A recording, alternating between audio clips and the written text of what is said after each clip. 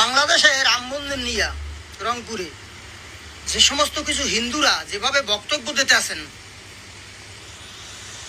যে বাংলাদেশের এরকম বক্তব্য আছে, বাংলাদেশে প্রত্যেকটা জেলায় মন্দির হবে, আমরা করব, এটা ঠেকাই আমরা দেখব। আচ্ছা, আপনারা যে হিন্দু, এটা কি আপনাদের মাথায় আছে? এই সমস্ত বক্তব্য কার ইন্ধনে দিতে আছেন? কোন দেশের ইন্ধনে দিতে আছেন?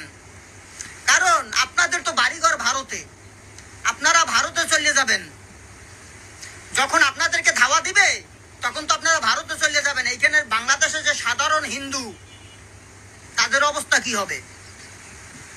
আপনারা তো ভারতের এজেন্ট, আপনারা ভারতের এজেন্ট, ভারতের হয়ে আপনারা কাজ করতেছেন। এইটা একটা মুসলিম কান্ট্রি, বুঝতে হবে। বক্তব্য যা দেন মাথায় রাখবেন। বাংলাদেশের মুসলমান ক্ষিপ্তই আপনাকে কিন্তু ধাওয়ানি দেবে, আপনাদেরকে ধাওয়ানি দেবেন, পার নিচে মাটি থাকবে না। সাধারণ হিন্দুরা বিপদে পড়ে যাবে, আমাদের মতো যারা আছি তারা বিপদে পড়বো। এই কামও করছেন না।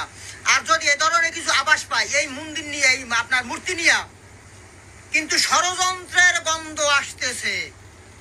আমি বাংলাদেশের প্রত্যেকটা মুসলমানকে বলবো, ওনারা যে বক্তব্য দেয়, এই বক্তব্যতে স্পষ্ট যে ষড়যন্ত্রের গন্ধ চলতে আছে। আপনারা মুসলমান যারা আছেন, আর যদি এই আন্দোলনে আপনারা যদি সফল হইতে না পারেন, তাই কিন্তু আপনারা হেরে যাবেন ভারতের কাছে। আর ভারতের কাছে হেরে যাওয়া মানে আপনাদের অস্তিত্ব বিনাশ হয়ে যাবে। তাই বাংলাদেশের প্রত্যেকটা মুসলমানকে বলবো, ওরা যেভাবে বক্তব্য দিতেছে, ওরা যেভাবে কাজ করতেছে, আপনারা সঠিকভাবে রাস্তায় নামেন। ওদের পরিকল্পনা সফল হইতে দেওয়া যাবে না। আমি হিন্দু মানুষ বললাম, আমি আপনাদের পাশে থাকবো, প্রথম সারিতে থাকবো।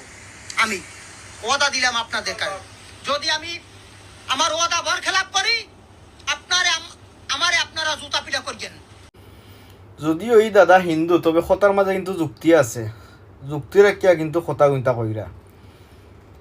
বর্তমানে ও যে মহিলাটায় হিন্দু সনাতনী ধর্মর যে হিন্দু মহিলাটা যে বক্তব্য রাখের, এখানে নিঃসন্দেহ ভারতের এজেন্ট বা ভারতের দালাল, ভারতের ইয়া খাম করের, ভারতের গোয়েন্দা হইতে পারে। তেল লাগিয়ে আমরা মুসলমান যারা আছেন সব সোচ্চার থাকা দরকার। কারণ হাসিনা বুয়াই যখন ইন্ডিয়াতে বইয়া ডাবার চাইল খেলডা, বাংলাদেশের কিলাখানি হাঙ্গামা লাগাইতা, কিলাটা দরবার লাগাইতা, খাদ্যা লাগাইতা, তাই তো দান্দা লিয়াও ব্যস্ত আছেন। তো এর লাগে সবরে ওজাগ থাকা দরকার আছে। আর অত বড় সাহস শান্তা গিয়া যে হিন্দু মহিলার হাইকোর্ট না সুপ্রিম কোর্টের আবার ব্যারিস্টার, যে সাহানোর ব্যারিস্টার হয়ে যাক, অত বড় সাহস শান্তা গিয়ে একটা মুসলমান দেশে উবাইয়া ইলাখানি ওপেন চ্যালেঞ্জ দিয়া কথা হইতো। তো তারা তো বাগি যাব, যে দাদা কইছেন ইন্ডিয়ার তারা বাগি যাব সনাতনী হল, সাধারণ হিন্দু হল আসলে মুসিবত পড়ি দিব। কারণ কথার যুক্তি আছে, এই দাদার কথার মাঝে যুক্তি আছে। তো একটা দ্রুত ও মহিলারে দরিয়া আনিয়া আইনর আওতায় আনাউক, আনিয়া রিমান্ড নিলে সপ্তাহ বার হইব যে খার ইন্ধনে কিতার লাগি এই যে বেজাল সৃষ্টি করের। কারণ সারা বাংলাদেশে অতীতেও হিন্দু মুসলমান চলাফিরিয়া করিয়া যাইছে, আতো আত্রাকিয়া খান্ত খান রাখিয়া একজন আরেকজনের বিপদ আপদ আইছে, হিন্দু মুসলমান বাই লান চলাফেরা করছে। কিন্তু বর্তমানে কিছু সকল অগ্রবাদী হিন্দু হলে আইয়া চাইরা যে একটা দাঙ্গা লাগাই দিতে, আর কোনটা নাই।